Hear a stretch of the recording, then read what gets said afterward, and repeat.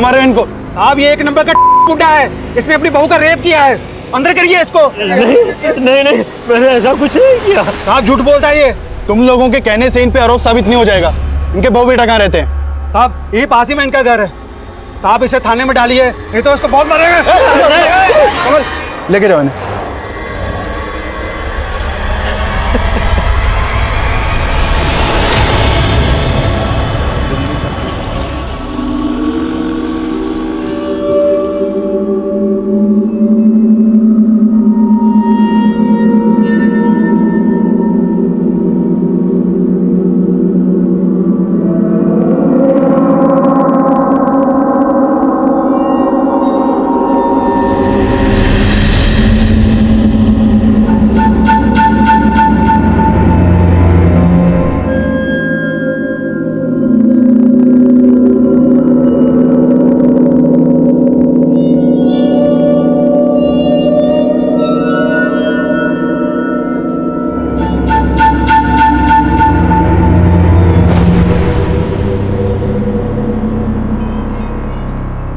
अरे क्या हो गया प्रकाश बाबू?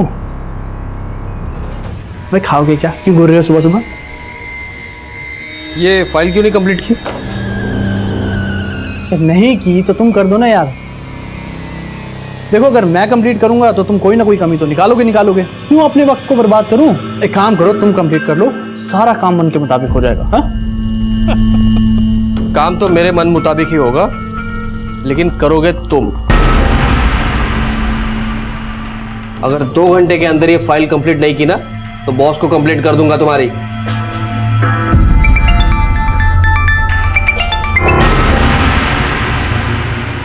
हेलो हेलो प्रकाश जी, आज आप अपना टिफिन ले जाना भूल गए। देखो माधुरी, मैं तुमसे बात करने के मूड में नहीं हूँ, बाद में फोन करता हूँ।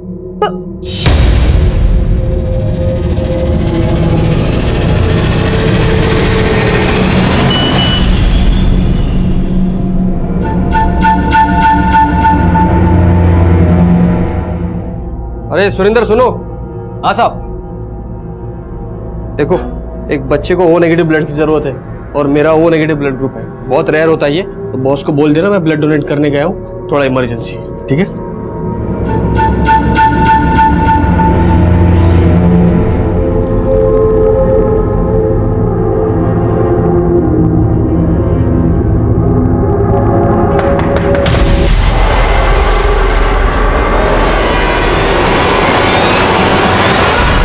आप मोहन सैनी की बेटी और बहू हैं? जी हाँ। क्यों, क्या बात है? आपके फादर को हमने अरेस्ट किया है। आपके पड़ोसियों ने आरोप लगाया कि आपके ससुर ने आपके साथ जबरदस्ती की है। क्या? देखिए घबराने की कोई बात नहीं, जो भी सच है आप हमें बताइए। नहीं सर, ऐसा कुछ नहीं है सर। लगता है हमारे पड़ोसियों ने आपसे झूठ बोला है सर। क्या बोला आप लोगों ने इनसे? चली जाइए यहां से। सर सच में ऐसा कुछ नहीं है, प्लीज उन्हें छोड़ दीजिए। आप बोलिए ना कुछ। जी हाँ सर, वो वीना सही बोल रही है। ठीक है।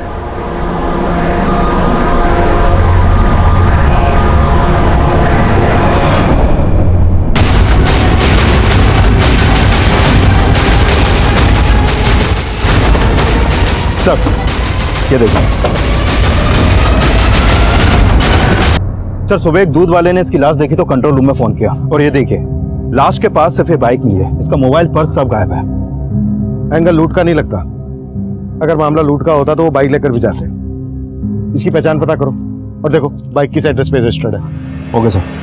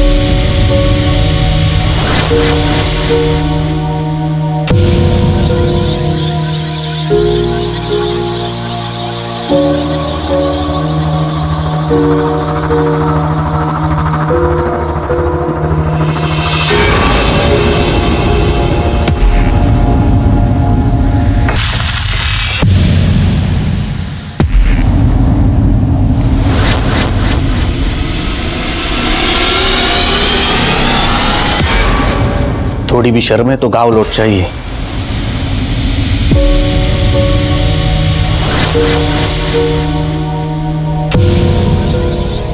साहब हमें ये आदमी अपने मोहल्ले में नहीं चाहिए, अंदर करिए इसको। थोड़ी भी शर्म है तो गाँव लौट चाहिए।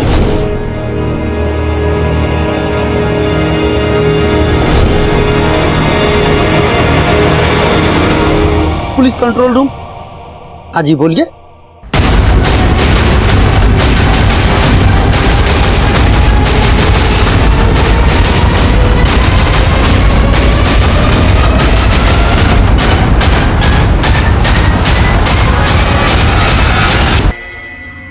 सर, उस लाश के पास जो बाइक मिली थी वो प्रकाश शर्मा के नाम पर मोती नगर के एड्रेस पर रजिस्टर्ड है। और जब मैंने मोती नगर पुलिस को कांटेक्ट किया तो उन्होंने बोला कि प्रकाश की वाइफ ने कल रात प्रकाश की मिसिंग कंप्लेंट दर्ज करवाई थी। मैंने उसे बुला लिया सर।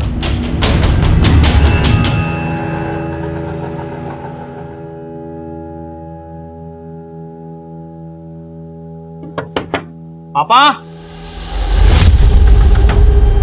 पापा जी, पापा,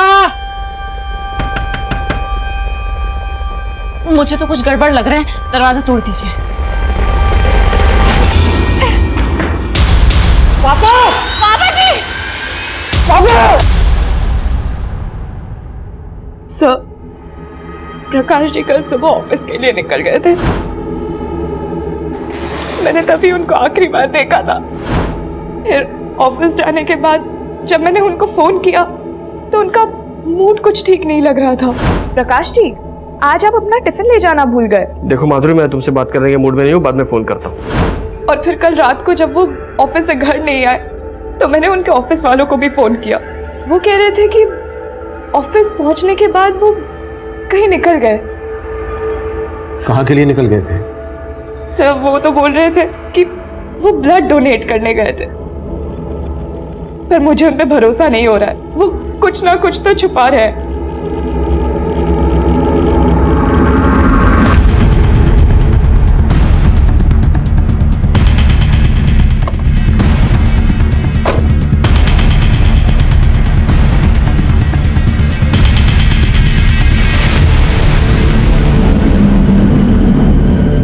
नहीं सर, हम लोग झूठ नहीं बोल रहे। सर, कल सुबह प्रकाश के नंबर पर किसी नंबर से मैसेज आया था। किसी बच्चे को ओ नेगेटिव ब्लड की जरूरत थी शायद। उसके बाद प्रकाश चला गया। एक बच्चे को ओ नेगेटिव ब्लड की जरूरत है और मेरा ओ नेगेटिव ब्लड ग्रुप है, तो बॉस को बोल देना मैं ब्लड डोनेट करने गया हूँ, थोड़ा इमरजेंसी है। वैसे प्रकाश ब्लड डोनेट करने कहाँ गया था? सर, ये तो हमें मालूम नहीं।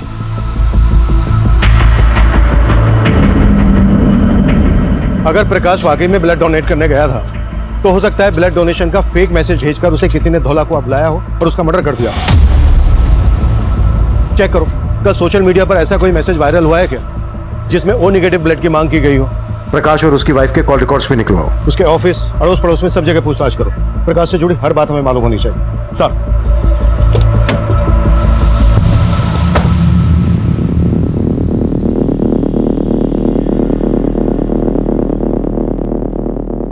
हम अपने रिश्तेदार के आ गए थे।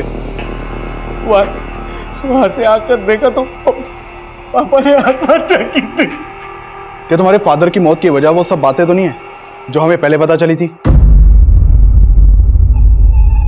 सर, उसमें कोई सच्चाई नहीं थी। सच तो ये है सर कि पापा जी उन सारी बातों से बहुत दुखी थे, ठीक से खा पी भी नहीं रहे थे। हम सोच भी नहीं सकते थे कि पापा ये कदम उठाएंगे।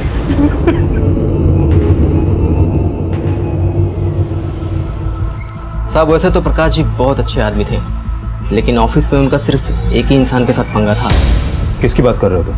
सर, पूर्णिमा मैडम। प्रकाश, ये कुछ एंट्रीज मुझे ठीक नहीं लग रही। दूर रहो, बिना टच किए बात नहीं कर सकती क्या? क्या है ये? हाँ, मैंने तुमसे कितनी बार कहा है कि मैं एक शादीशुदा इंसान हूँ और तुम जो सोच रही हो ना वैसा कुछ नहीं हो सकता। सर, उन्हें कुछ कहना ही था तो मुझे अकेले में कह दिया होता। ऐसे सबके सामने नीचा दिखाया, मतलब जिस तरह से उसने तुम्हें एम्बेरस किया, मैं गुस्सा आया और इसी बात का तुमने उसे बदला लिया। सर ऐसा कुछ नहीं है। और सर प्रकाश ऑफिस से गए तो उस दिन मैं ऑफिस में ही थी। नहीं सर, प्रकाश जी ने कभी किसी पूर्णिमा नाम की लड़की के बारे में कुछ नहीं बताया है। खैर हम पूर्णिमा और प्रकाश के बाकी ऑफिस वालों के बारे में पता कर रहे हैं, लेकिन माधुरी जी ये भी तो हो सकता है कि प्रकाश की उसी की रिश्तेदारी में या फिर आस पड़ोस में किसी से कोई अनबन हो। सर एक बात है, 2 दिन पहले इनके यहाँ एक लड़की रहा करती थी। कौन लड़की? ये तो बोल रहे थे ये इसके कोई दूर के रिश्तेदार है, पर उसका रंग ढंग देख के हमें कुछ ठीक नहीं लगा, क्योंकि वो हर रोज प्रकाश के बाइक से ही जाती थी और घर भी शाम को वो प्रकाश के बाइक से ही आती थी। दादा चेंज नहीं है। अरे माधुरी। हाँ जी। अरे वो लड़की कौन है जो तुम्हारे घर पे रह रही है? अब रिंकी? अरे वो तो प्रकाश जी की दूर की बहन है। सर माधुरी तो बहुत भोली है, पर सच बताऊं मुझे उस लड़की को देख के कभी लगा ही नहीं कि वो प्रकाश की बहन हो। सर रिंकी प्रकाश जी की दूर की बहन है। करीब 15-20 दिन पहले वो यहाँ दिल्ली आई थी। आओ रिंकी, आओ अंदर आओ। अरे ये रिंकी है, मेरे फूफा जी की बेटी। दिल्ली में कुछ दिन हमारे साथ में ही रहेगी, जॉब इंटरव्यू के लिए आई है। लेकिन आपके पड़ोस वाले तो रिंकी और प्रकाश को लेकर कुछ अलग ही बात कर रहे हैं। आई मीन उनका मानना है कि रिंकी और प्रकाश के बीच कुछ। सर आई एम श्योर किसी को गलतफहमी हुई है। रिंकी बहन है प्रकाश जी की। रिंकी का नंबर है आपके पास? जी। रिंकी रहती कहाँ थी? सर इस बारे में तो कोई आइडिया नहीं है। सर कौन बंद है? अच्छा, जब रिंकी आपके यहाँ से गई तो कहाँ गई थी ये तो पता होगा आपको? जी सर। रिंकी कुछ दिन और रुक जाती, हमें बहुत अच्छा लगता। हाँ भी रुकने का मन तो मेरा भी था, पर अब क्या करूं, लखनऊ में जॉब इंटरव्यू है ना, वो भी इम्पोर्टेंट है इसलिए। पर इसके बाद मैं आपसे जरूर मिलने आऊंगी। आपने हमें बताया कि रिंकी आपके पति प्रकाश के मर्डर से 1 दिन पहले ही आपके घर से गई थी और अब उसका मोबाइल फोन स्विच ऑफ आ रहा है। आपको ये कुछ अजीब नहीं लग रहा? आप कहना क्या चाहते हैं? रिंकी का कोई फोटो है आपके पास? जी सर।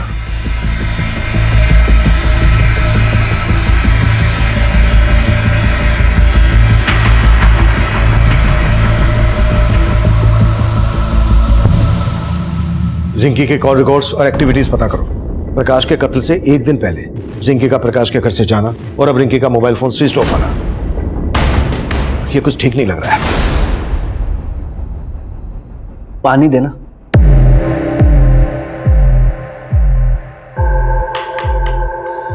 अब तो पुलिस ने भी मान लिया कि पापा जी ने सुसाइड की थी, लेकिन उन्हें ये नहीं मालूम कि उन्हें मजबूर किया गया था। लेकिन सच तो तुम भी जानते हो और मैं भी। क्या कहना क्या चाहती हो? यही कि अगर मैंने सबको सच बता दिया ना, तो तुम रास्ते में चलने के काबिल भी नहीं रहोगे। ये क्या बोल रही है तू?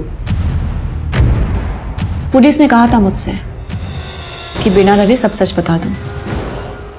कहो तो सब सच बता दूं?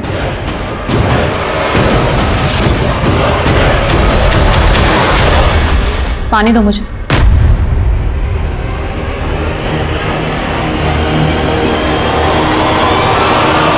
सर मैंने उस ब्लड डोनेशन के मैसेज का सोर्स चेक किया, वो मैसेज फेक नहीं था सर।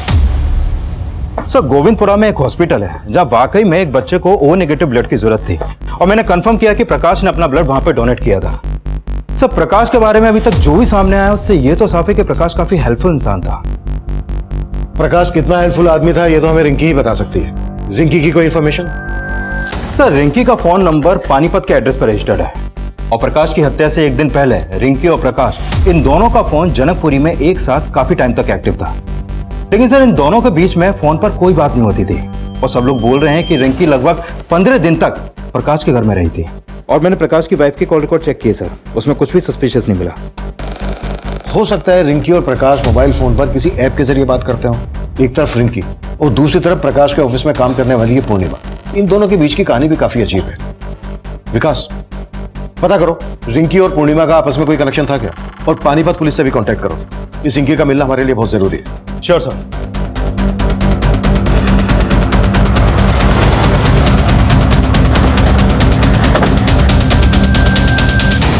ये लड़की दिल्ली में थी?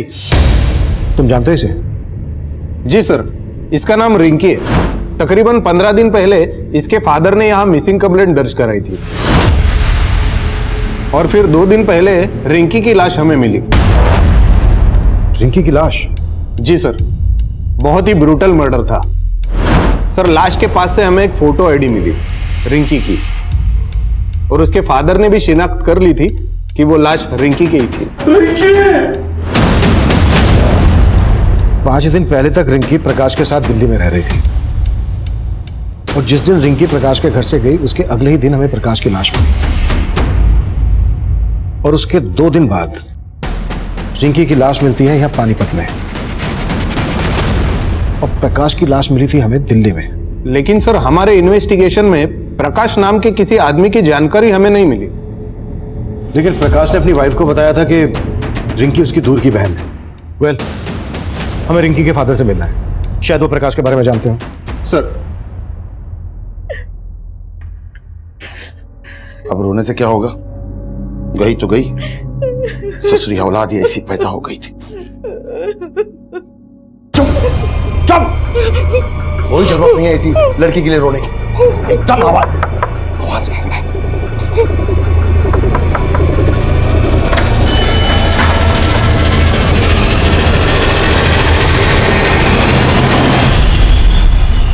नहीं साहब, मैं किसी प्रकाश वरकाश को नहीं जानता और दिल्ली में मेरा कोई रिश्तेदार भी नहीं। लेकिन रिंकी दिल्ली में इसी प्रकाश के साथ रह रही थी। कहीं रिंकी और प्रकाश का कोई चक्कर वक्कर तो नहीं था? ऐसा क्यों कह रहे हैं आप? क्यों मेरी मरी हुई बेटी को बदनाम कर रहे हैं? देखिए, हमारा इरादा किसी को बदनाम करने का नहीं है। हम हमारा काम कर रहे हैं। दिल्ली में प्रकाश का मर्डर हो गया है। रिंकी दिल्ली गई थी तो क्यों गई थी? और वो प्रकाश के मर्डर के तुरंत बाद पानीपत में आई, तो पानीपत में रिंकी का मर्डर किसने किया होगा? मेरी भी समझ में कुछ नहीं आ रहा है और मैं किसी प्रकाश को नहीं जानता।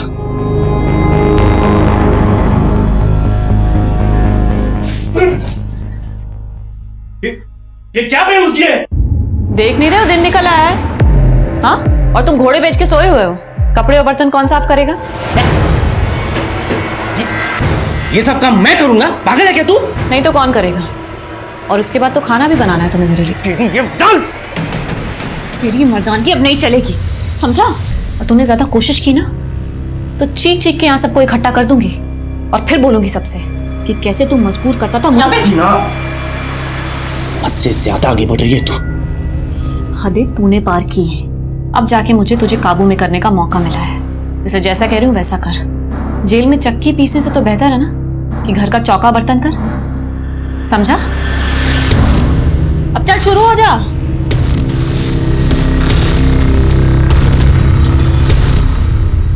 सर, ये प्रकाश की पोस्टमार्टम रिपोर्ट। सर, प्रकाश की मौत से पहले उसको काफी पीटा गया था और सर पानीपत पुलिस से रिंकी की पोस्टमार्टम रिपोर्ट के बारे में ही पता चला है। सर, रिंकी की बॉडी पर भी काफी एक्सटर्नल इंजरी के मार्क्स मिले हैं और मारने से पहले उसके साथ रेप भी किया गया था। प्रकाश का मर्डर रिंकी के मर्डर से 2 दिन पहले हुआ और इन दोनों का मर्डर जिस तरह से हुआ है, ऐसा लग रहा है जैसे इन दोनों का कोई कॉमन दुश्मन रहा होगा। सर, रिंकी को लेकर प्रकाश ने अपनी वाइफ से झूठ बोला था। अरे ये रिंकी है, मेरे फूफा जी की बेटी। कहीं रिंकी और प्रकाश का आपस में कोई अफेयर तो नहीं? ये एक्स्ट्रा मैरिटल अफेयर से ज्यादा ऑनर किलिंग का मामला लग रहा है। शायद रिंकी के फादर को रिंकी और प्रकाश के अफेयर के बारे में पता चल गया होगा और उसको यह पता चल गया होगा कि रिंकी पानीपत से भागकर दिल्ली में प्रकाश के साथ रहने लगी है। इसलिए रिंकी के फादर ने प्रकाश को यहां मार डाला और रिंकी को पानीपत ले जाकर मार डाला होगा ताकि दोनों केस आपस में कनेक्टेड ना लगे। लेकिन सर, रिंकी का रेप हुआ है। क्या आपको वाकई में लगता है कि रिंकी के रेप और मर्डर में इसके बाप का हाथ होगा? रिंकी के फादर को ऐसे हम क्लीन चिट नहीं दे सकते। रिंकी के फादर की कुंडली निकालो और धोला कुआं में जहां प्रकाश की लाश मिली थी आसपास के सीसीटीवी खंगालो।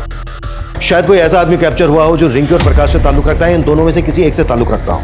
इन दोनों के कॉल रिकॉर्ड से हमें कुछ नहीं मिला है। इन दोनों के सोशल मीडिया अकाउंट चेक करो, शायद वहां से कुछ मिल जाए। राइट।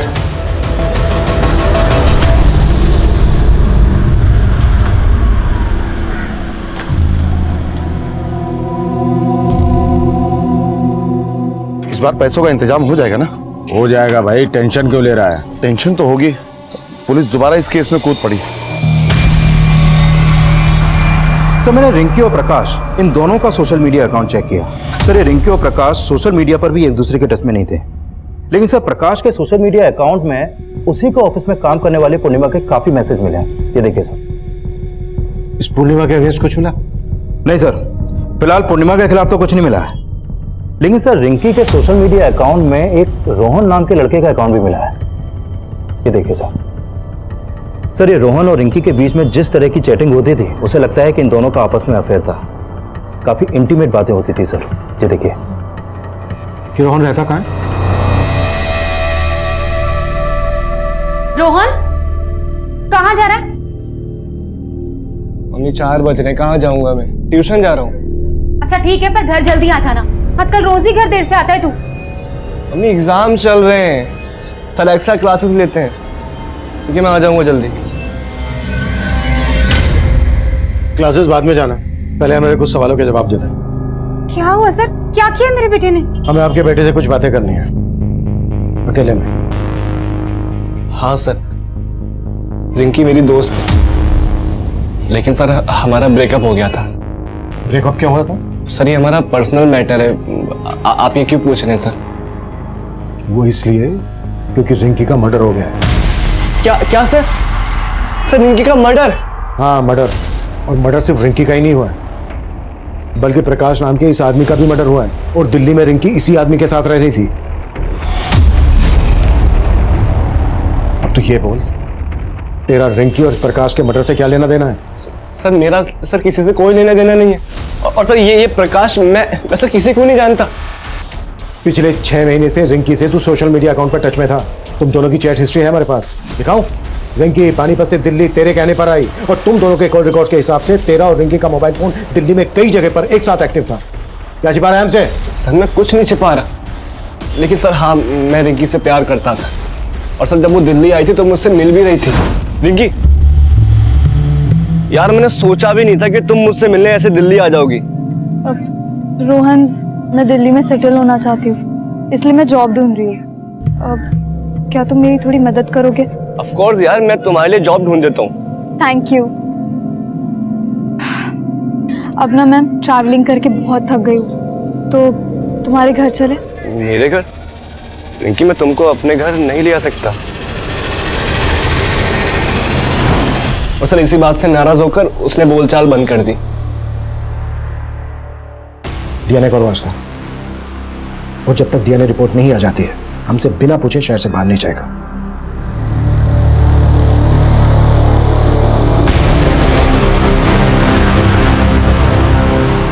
नौकर कहाँ? तुम तो पति हो मेरे, फिर बीवी की सेवा करने से क्या परहेज? सेवा? जी तो करता है तेरा गला दबा दूं। फिर तो तुम्हारे बचने की रही सही कसर भी नहीं बचेगी। पुलिस से बचना चाहते हो ना, तो मुझे बचा के रखो, और जरा प्यार और नजाकत से पेश आओ। कांच हूं मैं, चटक गई ना तो खूनम खून तुम हो जाओगे। ये लड़का रिंकी का दोस्त है, हो सकता है रिंकी के साथ ये लड़का भी यहाँ पर कभी आया हो। नहीं सर, ये लड़का कभी नहीं आया यहाँ। सर, रिंकी का फोन अभी पालम में एक्टिव हुआ था, और फोन अभी भी चालू है। व्हाट?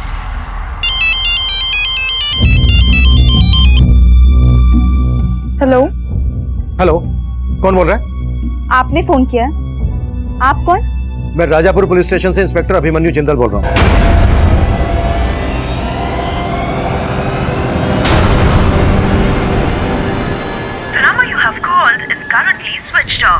रिंकी का फोन किसी लड़के ने उठाया था, और अब स्विच ऑफ। विकास, पालम में जहां रिंकी का फोन एक्टिव हुआ था, वहां अपनी एक टीम भेजो।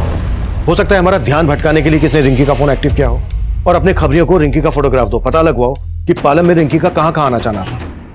रिंकी के फादर से भी मिलो। सर। रोहन, रोहन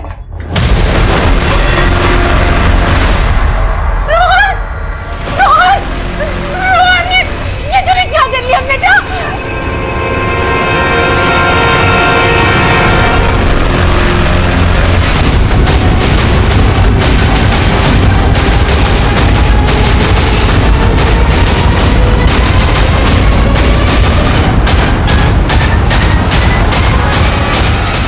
कविता,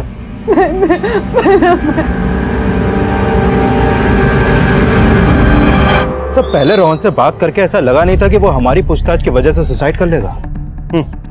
हमें यह भी समझना होगा कि अचानक से रिंकी के फोन एक्टिव होने का क्या चक्कर है और उसके बाद रोहन ने सुसाइड किया। पानीपत पुलिस ने हमें बताया था कि उन्हें जिस लड़की की लाश मिली थी उसका चेहरा काफी बिगड़ा हुआ था। उस लड़की की लाश के पास से उन्हें रिंकी का आईडी मिला, तो उन्होंने मान लिया कि यह लाश रिंकी की है। अगर हम ये मानकर चलें कि वो लाश रिंकी की नहीं थी तो क्या पॉसिबिलिटीज हो सकती हैं? लुक, हम पहले रिंकी को प्रकाश के मर्डर में इन्वॉल्व मानकर चल रहे थे, तो हो सकता है इस मर्डर चार्ज से बचने के लिए रिंकी ने एक कत्ल किया और खेल रचा हो। सर, अगर इस लिहाज से देखा जाए तो रिंकी का बाप भी हमारा स्ट्रॉन्ग सस्पेक्ट बनता है, क्योंकि उसी ने उस लाश की शिनाख्त की थी और माना था कि वो लाश रिंकी की है।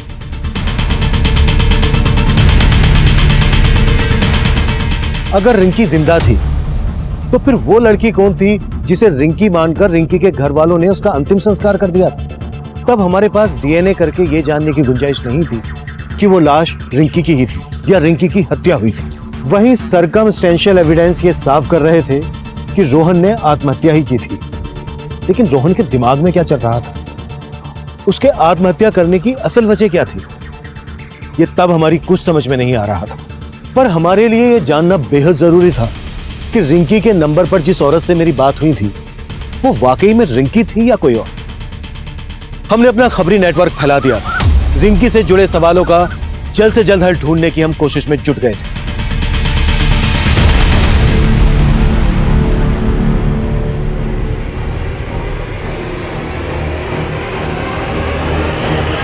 रिंकी,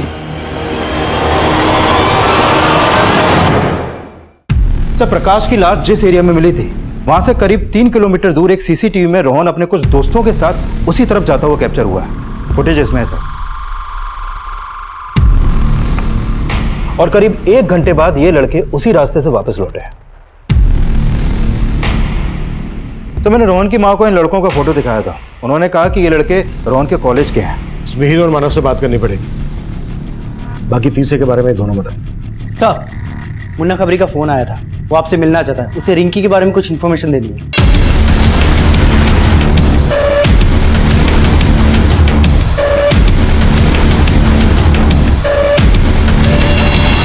सर, मुझे कोई गलतफहमी नहीं हुई है। वो लड़की यही थी सर, रिंकी। रिंकी,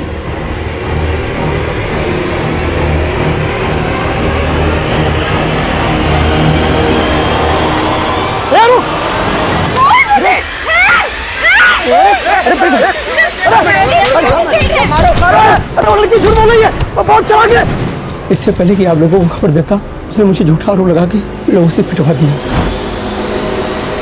ये बहुत बड़ा गेम लगता है विकास। रिंकी वाकई में जिंदा है, लेकिन सवाल यह है कि वो लाश किस लड़की की थी जिसकी रिंकी के फादर गणपत ने रिंकी के नाम से शिनाख्त की थी। विकास, हो सकता है रिंकी का फादर भी रिंकी की साजिश में इन्वॉल्व है और उसे पता हो रिंकी इस वक्त कहाँ है। तलब करो उसे।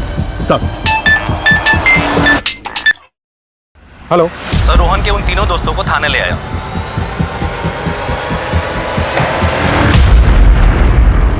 सर, कोई मुंह नहीं खोल रहा है। बोल रहे हैं ना ये रिंकी को जानते हैं ना प्रकाश को। हम सही में नहीं जानते, हमने कुछ नहीं किया। हम नहीं जानते प्रकाश और रिंकी कौन है। जहां प्रकाश की लाश मिली थी उसी एरिया में तुम तीनों को रोहन के साथ देखा गया था। अब अगर एक भी झूठ बोला ना तो यहां से तुम तीनों अपनी टांगों पर चल के नहीं जा पाओगे। सब रोहन ही हमें वहां लेकर गया था, पर हमने प्रकाश को मारा नहीं था। अब तो बस उसमें थोड़ा सा पीटने गए थे। पर रोहन ने हमें बोला था कि अगर हम उस आदमी की पिटाई करेंगे तो वो हमें दारू की पार्टी देगा। उसको किसी से 10,000 रुपए मिले थे उसकी पिटाई करने के। रोहन को 10,000 रुपए किसने दिए थे? किसने दिए थे? ये तो हमें नहीं मालूम साहब, रोहन ही जानता था। रोहन अब रहा नहीं, तो ये मत सोचना कि तुम तीनों बच जाओगे।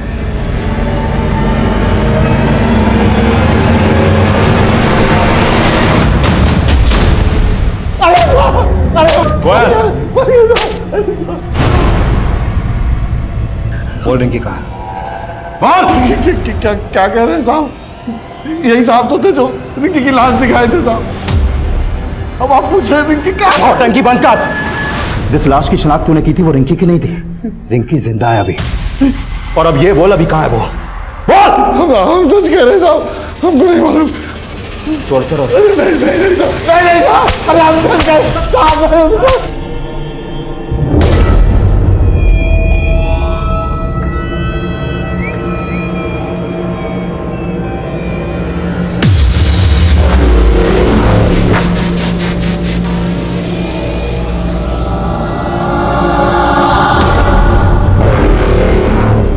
हम तब ये मानकर चल रहे थे कि जिस लड़की की लाश की शिनाख्त रिंकी मानकर की गई थी, उसकी हत्या में रिंकी और रिंकी के साथ रोहन भी इन्वॉल्व होगा, क्योंकि उस लड़की का रेप भी हुआ था। लेकिन उस लड़की की बॉडी पर मिले डीएनए रोहन के डीएनए से मैच नहीं हुए थे। और रोहन के दोस्त भी यही कबूल कर रहे थे कि उन्होंने प्रकाश को सिर्फ पीटा था। फिर रोहन ने क्यों और किस डर से सुसाइड किया, इसकी असल वजह अब भी रहस्य बनी हुई थी और जल्द ही हमारे सामने एक नई जानकारी आई। सर, रिंकी जब गायब हुई थी तो रिंकी के पिता गणपत ने पानीपत के एक एनजीओ में काम करने वाले इस दिनेश नाम के आदमी से कांटेक्ट किया था। सर, इस दिनेश के पॉलिटिकल कनेक्शन काफी अच्छे हैं। इसने पानीपत के एमएलए से मिलकर पुलिस पर रिंकी को ढूंढने का दबाव डाला था और फिर रिंकी की लाश मिलने के बाद इसने गणपत को मुआवजा दिलाने के लिए एमएलए को अप्रोच भी किया और फिर एमएलए ने रिंकी का मुआवजा देने के लिए प्रपोजल फाइल भी कर दिया था, लेकिन वो अभी भी अंडर प्रोसेस है। इसका मतलब गलत लाश को पहचानने का मसला मुआवजे के लालच से भी जुड़ा हो सकता है सर। और ये भी पता चला है कि दिनेश के एनजीओ में ऐसी कई लड़कियां हैं जो सुन और बोल नहीं सकती और अंदर की खबर ये है कि ये उन लड़कियों को एमएलए समेत कई मिनिस्टर्स और बिजनेसमैन को भी सप्लाई करता है। साहब, आप गलत कर रहे हैं। ये आप नहीं जानते मैं क्या कर सकता हूँ। तू नहीं जानता है मैं क्या क्या कर सकता हूँ। तेरे बारे में सब कुछ पता कर लिया हमने। तेरे एनजीओ की ये लड़की विनीता गायब है। नहीं सुन सकती थी ना ही बोल सकती थी। अब तू ये बोल, ऐसे ही बताएगा या फिर 3rd डिग्री की परमिशन लूं? विकास साहब, मैं बताता साहब, मैंने कुछ नहीं किया साहब। सारा प्लान इसका था साहब, सारा प्लान इसका था। और रिंकी गायब नहीं हुई थी साहब, वो घर छोड़ के भाग गई थी और भागने से पहले उसने घर में एक लेटर भी छोड़ा था। मैं तो इसके पास गया था रिंकी को ढूंढने के लिए, मदद के लिए साहब।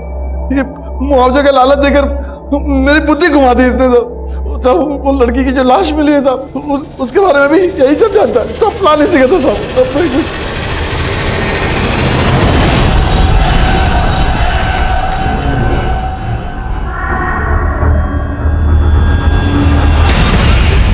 उसको मारकर मैंने उसका चेहरा बिगाड़ दिया, रिंकी की आईडी उसके पास रख दी। तब तक गणपत ने उसकी शिनाख्त कर ली साहब। मैंने सोचा कि इसकी बेटी के लिए सरकार से कुछ मुआवजा दिला देंगे और आधा आधा बांट लेंगे, लेकिन साहब प्रकाश के मर्डर से हमारा कोई लेना देना नहीं है साहब। अब ये बोलो रिंकी कहाँ है? मुझे नहीं मालूम साहब, मुझे नहीं मालूम।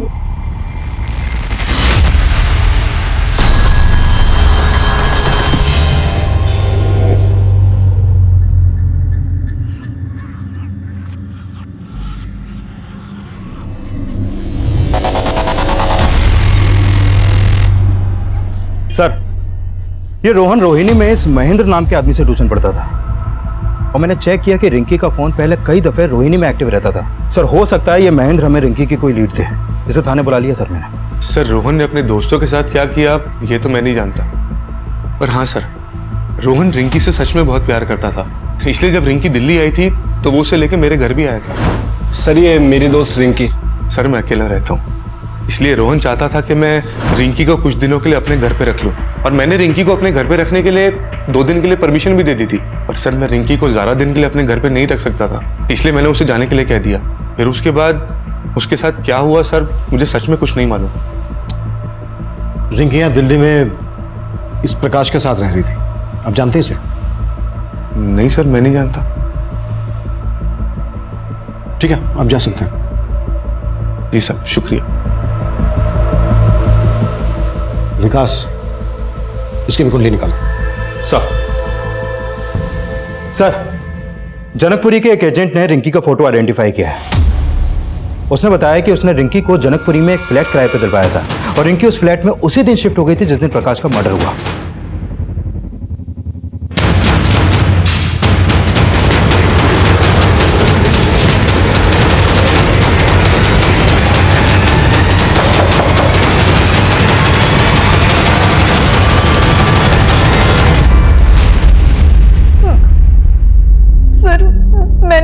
जी को नहीं मारा। तो अब तक सामने क्यों नहीं आई थी? सर मैं अपने पापा से तंग आ गई थी, इसलिए घर से भाग के दिल्ली चली आई। और फिर मुझे मालूम पड़ा कि मेरे पापा ने दूसरी लड़की को मेरी लाश मानकर उसका अंतिम संस्कार कर दिया था। सर मैं बहुत डर गई थी, इसलिए छिपी हुई थी। छिपी इसलिए थी क्योंकि तुम प्रकाश के मर्डर में इन्वॉल्व हो। अब सच सच बोलना, तुम्हारे और प्रकाश के बीच क्या रिश्ता था? सर जैसा आप सोच रहे वैसा बिल्कुल नहीं है सर, बल्कि प्रकाश जी ने तो मुझे अपने घर में रहने की जगह दी थी। उनकी वाइफ और उनके साथ मैं घुल मिल गई थी, लेकिन मुझे क्या पता था कि सिचुएशन इतनी वियर्ड हो जाएगी। अरे माधुरी तौलिए ना, माधुरी।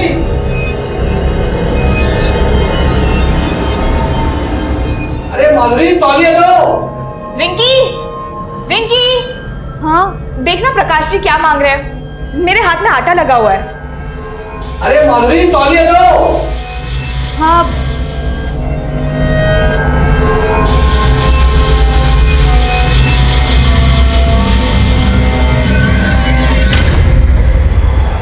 सॉरी। उस दिन पहली बार प्रकाश जी की वाइफ का बिहेवियर मुझे कुछ अजीब लगा, लेकिन ये क्लियर हो गया था कि प्रकाश जी के दिल में मेरे लिए कोई गलत इंटेंशन नहीं था। और फिर एक दिन प्रकाश जी की वाइफ ने मुझसे पूछा, रिंकी तू भी हमारी एक हेल्प करेगी?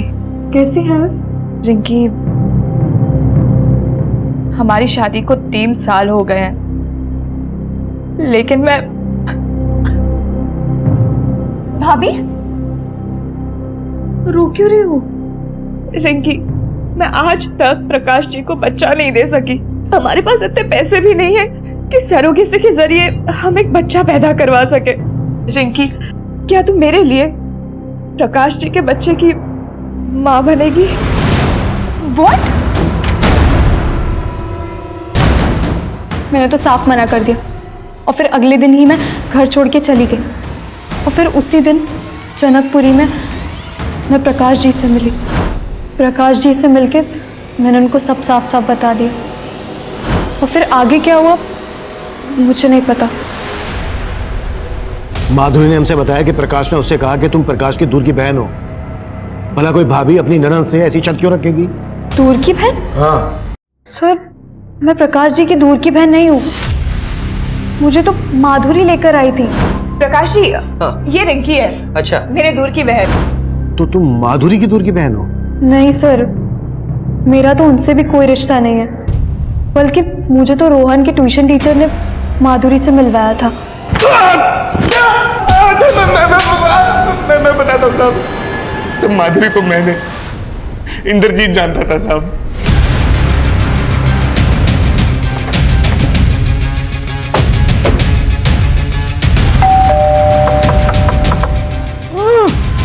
एक मिनट, अंदर से कुछ आवाज आ रही है।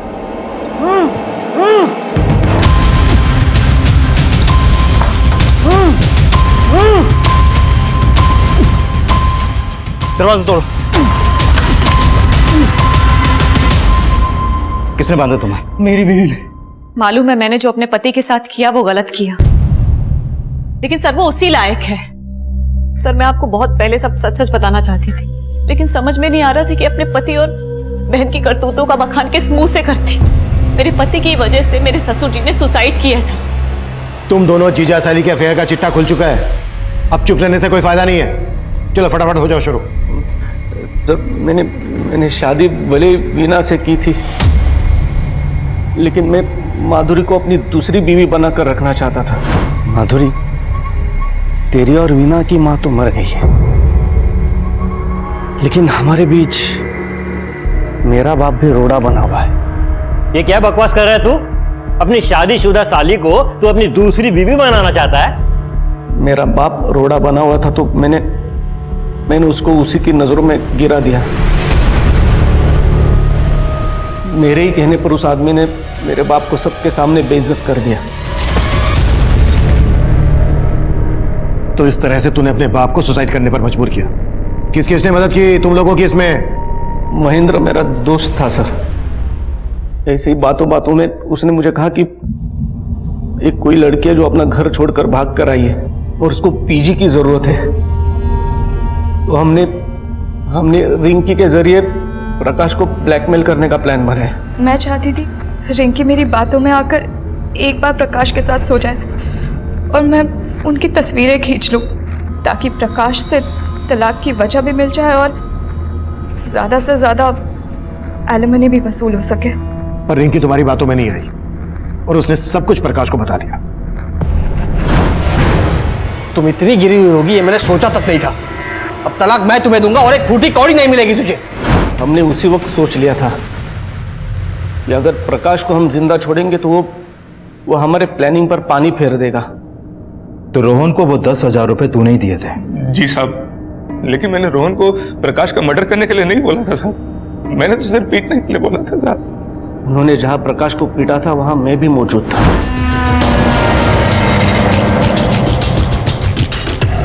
प्रकाश की मौत के बाद जब आपने रोहन से पूछताछ की तो वो डर गया था साहब, और जब वो मुझसे मिला तो मैंने उसको और डरा दिया था साहब। देखो रोहन, मैं तो मानता हूँ कि तुमने और तुम्हारे दोस्त ने मिलकर प्रकाश को सिर्फ पीटा था, लेकिन पुलिस इस बात पर यकीन नहीं करने वाली। और सबसे जरूरी बात यह है कि अब तो उन्हें रिंकी की लाश भी मिल गई है। अगर तुमने मेरा नाम लिया ना, मैं तो सिर्फ कुछ ही दिनों के लिए अंदर जाने वाला हूँ, मुझे थोड़ी सी सजा होगी, लेकिन तुम पे 2-2 मर्डर केसेस लगेंगे, फांसी हो जाएगी तुम्हें।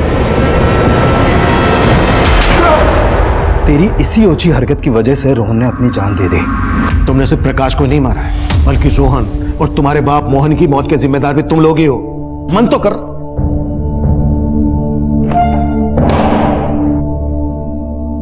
अनैतिक रिश्ते वो मीठा जहर है जो मुंह लगते ही इंसानी सोच और समझ को खोखला करना शुरू कर देता है और देखते ही देखते अपराध के एक ऐसे भंवर में फंसा देता है जहां से वापसी के सभी दरवाजे बंद हो गए होते हैं। इंद्रजीत और माधुरी भी इसी राह पर थे और वो पूरी जिंदगी सलाखों के पीछे यही सोचकर पछताएंगे। उनका एक गलत कदम उन्हें कभी सलाखों से बाहर नहीं निकाल पाएगा। अब मैं सीनियर इंस्पेक्टर अभिमन्यु जिंदल आप लोगों से विदा लेता हूं। आपसे फिर मुलाकात होगी एक नए केस के साथ। देखते रहिए क्राइम पेट्रोल 10 तक। मकसद बताना नहीं, बचाना है।